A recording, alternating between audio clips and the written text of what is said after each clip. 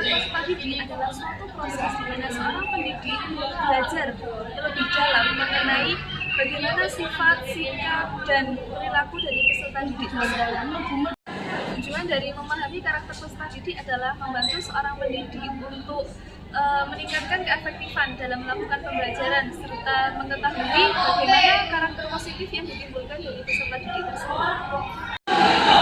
Dari karakter peserta didik terdapat beberapa hal yang perlu untuk kita lakukan. Yang pertama yaitu sebagai pendidik kita perlu mengamati perilaku dari peserta didik kita.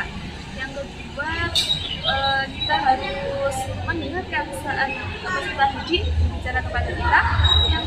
Yang ketiga membaca dokumen-dokumen mengenai cara mengembangkan pengetahuan bagaimana lebih mendalam mengenai karakter peserta didik. Dan yang terakhir berbincang dengan orang tua, yang mana kita perlu mengetahui bagaimana peserta didik kita ketika di rumah sikapnya seperti apa, perilakunya seperti apa.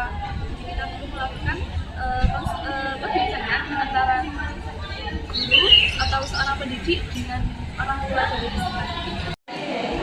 Dalam kompetensi pedagogik yang kedua yaitu ada guru harus bisa mengembangkan kurikulum. Karena guru memiliki hak untuk mendesain bagaimana bisa menyampaikan kurikulum itu dengan baik. Dan kita sebagai guru harus bisa adaptif dan mengikuti perkembangan zaman, mengikuti apa saja yang terbaru dari kurikulum yang ada di Indonesia ini. Lalu bagaimana caranya kita untuk bisa mengembangkan kurikulum? Yang pertama dan yang paling penting adalah kita harus bisa merencanakan bagaimana kurikulum yang baik jika diterapkan dalam pembelajaran yang ada di kelas.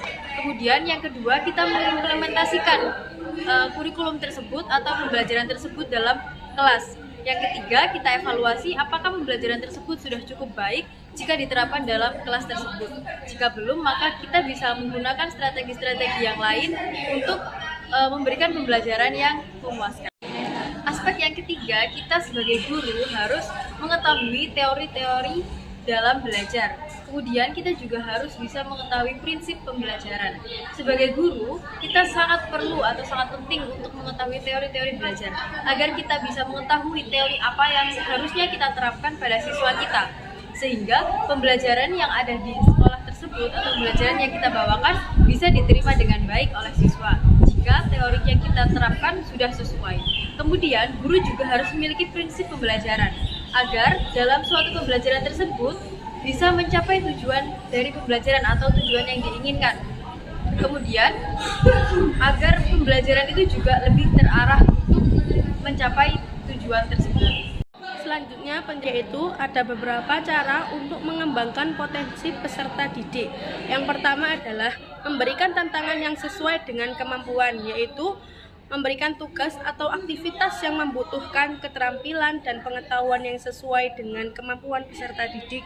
Yang kedua, memberikan kesempatan untuk berpartisipasi, yaitu memberikan kesempatan bagi peserta untuk aktif berpartisipasi dalam pembelajaran seperti diskusi dan presentasi.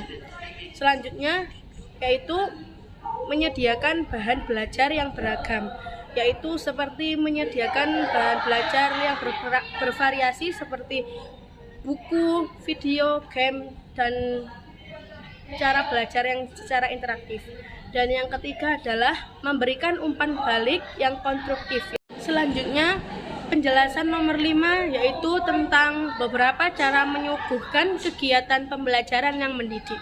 Yang pertama adalah aktifkan peserta didik, yaitu biarkan peserta didik aktif berpartisipasi dalam kegiatan pembelajaran.